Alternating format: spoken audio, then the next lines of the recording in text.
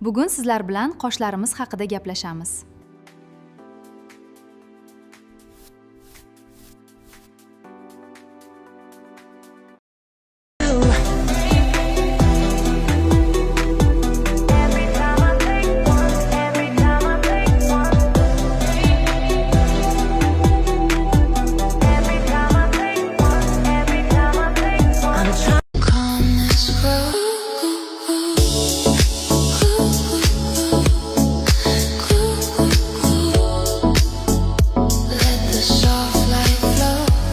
Qosh bo'yash texnikasini o'rganamiz. Buning uchun bizga Inglot brendining Kelevi fiksatori va qosh tarash uchun shotka kerak bo'ladi. Birinchi bo'lib qoshlarni fiksator bilan tepaga qaratib tarab olamiz va ustki qismini shotka bilan tekis yurg'izib yotqizib chiqamiz.